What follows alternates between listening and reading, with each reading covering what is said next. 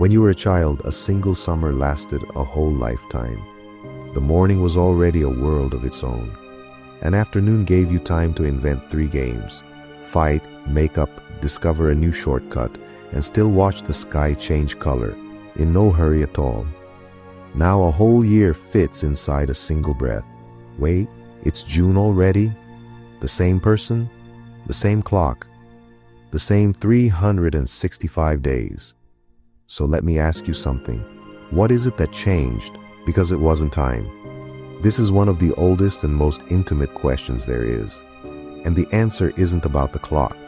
It's about how much attention you're paying to your own life. The most famous explanation is also the coldest.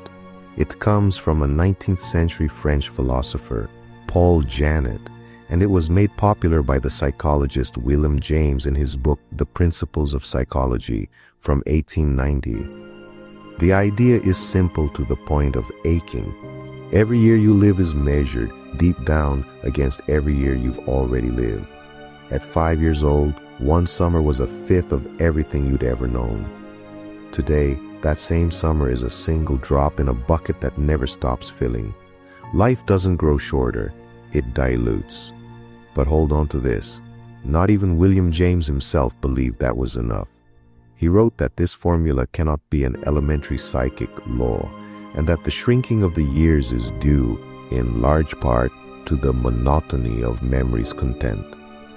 Hold on to that word, memory, because that's where the real story begins. Modern science proved James's intuition right. Your brain doesn't have a stopwatch inside it, counting seconds. When you look back, it does the math another way. It counts memories. Psychologists call this retrospective judgment. The more new and distinct memories you recorded, the longer the stretch of time feels afterward. A review by Bloch and Zake in 1997 showed that remembered duration depends on how many changes were registered. Now think about childhood. When you're a kid, almost everything is the first time. The first see, the first tooth to fall out, the first friend. The brain records every debut in richer detail, and that summer felt endless because it was packed full of dense memories.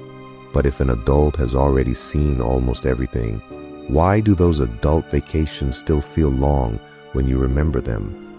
And here lives a beautiful paradox, and it has a name, the holiday paradox from the psychologist Claudia Hammond. Think of your last good vacation. While you were living it, it flew by. You blinked and it was already the last day.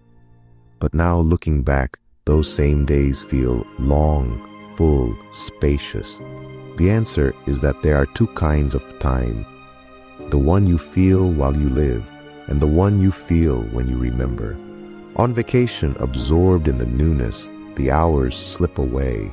But because every moment was new, you reread a record crammed full.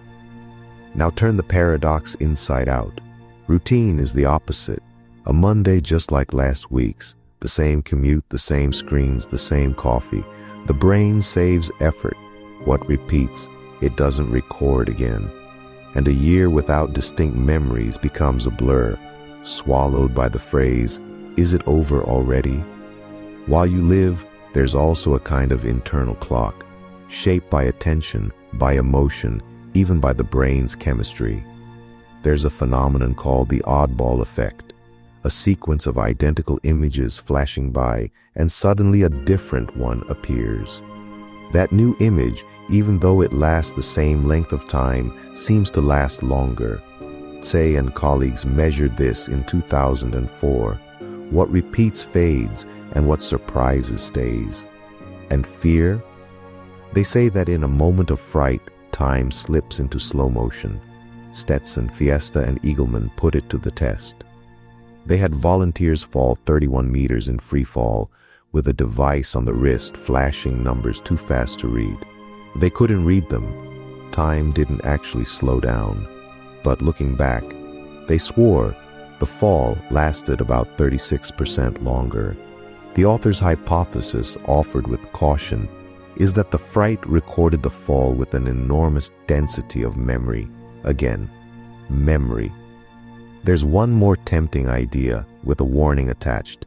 In 2019, Adrian Bejan proposed that time speeds up because the brain, with age, would process fewer mental images per second, fewer frames, and the film runs faster. But that's all it is, a hypothesis. Bejan is an engineer, not a neuroscientist.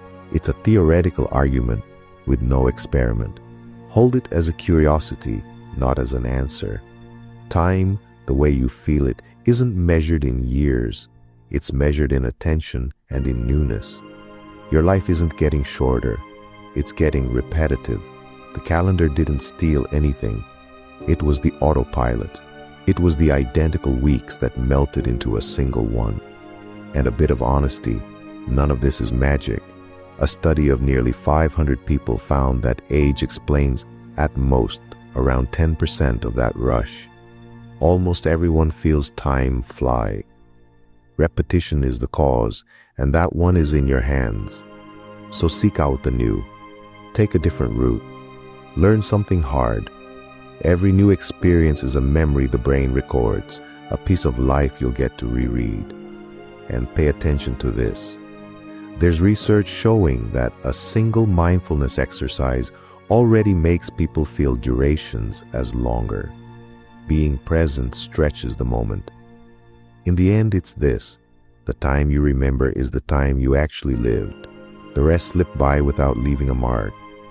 It doesn't have to be Patagonia. It can be walking home down a street you've never taken. It's the first time your child sees the sea and you choosing to see it with them as if it were your first time too. Each of those debuts is an anchor that time can't drag away. So the question isn't how much time you have left. It's how much of that time you're going to notice. That summer from your childhood didn't last any longer than the others. You just paid more attention to it, and you can still do that with today. Which summer from your childhood felt like it would never end? Tell me down below. And if these big questions make you think, subscribe to Hum Moment, a new one every week.